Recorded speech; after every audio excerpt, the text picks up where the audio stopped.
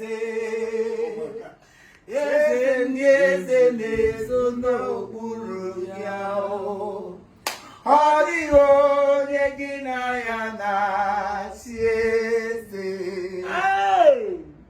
a na-egbu achara mana Igbo na-achara na-eto ọ dịghị onye gị na ya na-achị eze n'eluigwe n'elu ụwa Chukwu naanị gị bụ ọkaka ọ dịghị onye gị na ya na-achị eze Ime oke mmụọ ndị anyị na-atụ egwu gị ọ dịghị onye gị na ya na-achị eze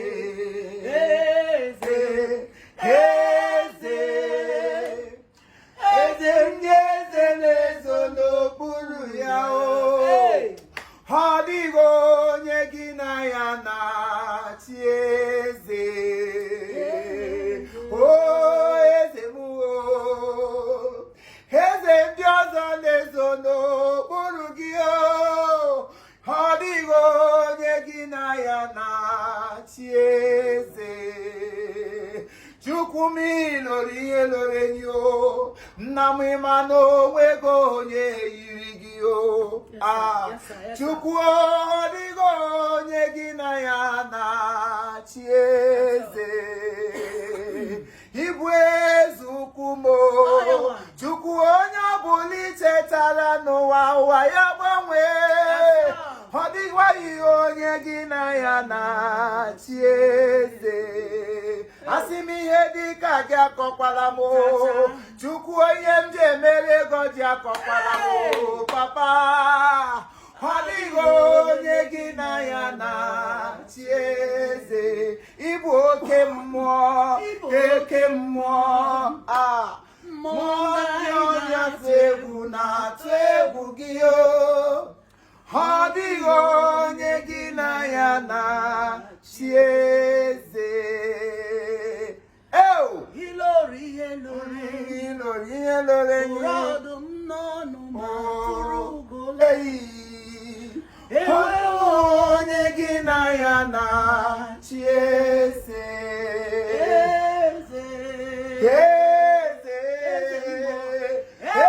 ndị ọzọ na-ezo n'okpuru gị ọ dịghị onye gị na ya na-achị eze ihe dịka gị akọkwala m Jizọs ihe m ji emere ego dị akọkwala m maka na onwego onye gị na ya na-achị eze otu aka yorumba gị kwuo nna m ihe kwuru ya ga-eme na ime ndụ m onwego onye gị na ya na-achị eze n'eluigwe n'ụwa nna m onwego onye yiri gị ọ dịghị onye gị na ya na-achị eze ebe Who can challenge you? Nobody. Who can battle with you? Nobody. Who can say 18 and it will come to pass? Who will open the door that you have closed? Nobody. Who can close the door that you have opened? I've never You seen. are the beginning that began before the beginning Yes, began. Lord. You are the Alpha and the Omega. I call you Ezemo, Yes, the Lord. King of the Spirit, Yes, Lord. the King of the Spirit, Yes, Lord. the King of all spirit, And the yes, Lord. immortal and the immortality Yes, bow before you. You are the Alpha, the Omega. Chineke chinyere udoma. Chukwu chifimo. Oh my God. Chineke na-esere ebe ikpofu ahịa bule nwa ogbenye elu. Chineke nke ekele. Onye kwano dịka gị. Who is like unto thee? Nna m ihe dịka gị akọkwala m. Onye yiri gị adịkwana. Ihe dịka gị ka m si akọkwala m. Ekele dịrị gị onye ezi omume. Thank you because you are God. Thank you because ị na-agagharị na-eme mma. Ekele dịrị gị ebi n'aha Jesus. Amen. Thank you. Thank Jesus. you. Thank you, Jesus. Ah. Okay, more. Imo, Okay, the king of the spirit. The king of the spirit. I want to behavior. Just rush now and then download it. Begin to use it. They are the very, very all the highly connected. Once you play area one, get the connected to heaven. It's not any kind of song that all no.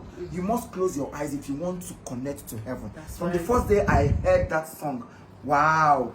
I was catapulted. Exactly. I began to say, since we have this music there. You know, all my boy church would major here when you're not from somebody's birthday. Even moment on that. So you're not going to no chinyere. See, I know it's a lie.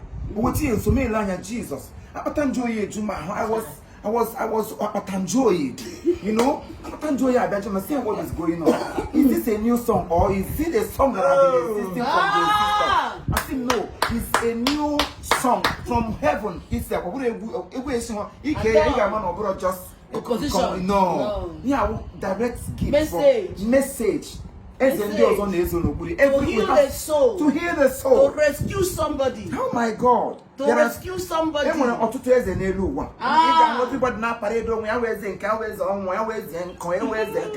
But all those kings, they bow before him. Hey! Who will speak when the Lord have not spoken? Whose report shall we believe? All the report of the master. Hey! Oh. When you give reports like this, get report. One report like this, you stand faith. You have nothing to fear because you have met God your brother. You know what a mighty Jesus. God. Go now. Is there more? Please. Go on.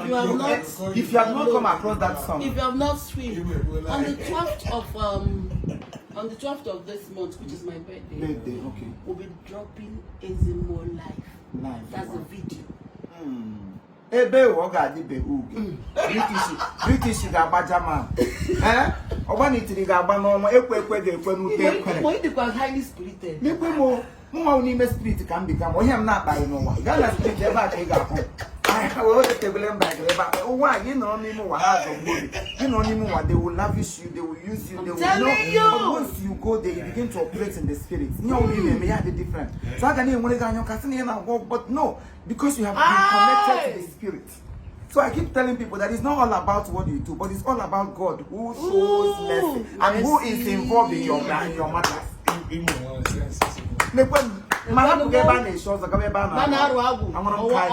When my father is the king,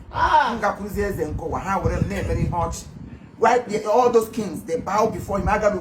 So they have power over here, but then they still run to that power of all powers. So what is the need of you following that? Natural being. Imagine. He that controls the weather. Uncontrollable. I don't even know how to put it. So when I heard that song, at least I'm not saying this to make you laugh, but fine, you can laugh, and at the same time, I mean what I'm saying. If there is any other person you are following, if there is any other person you made your father, if it is not this king we are talking about, you're making a mistake. They will all fail you, they will disappoint you. But he may them more. The king of the spirit. All those Ndanyanzu, they are all bowing to him. Yeah, it was a question. Chuku. Hey! Chuku, let me tell you, give me a go take. Ya come to appoint ya Chuku. Chuku, the Lord is sweet. You are stronger than the strongest. You are wiser than the wisest.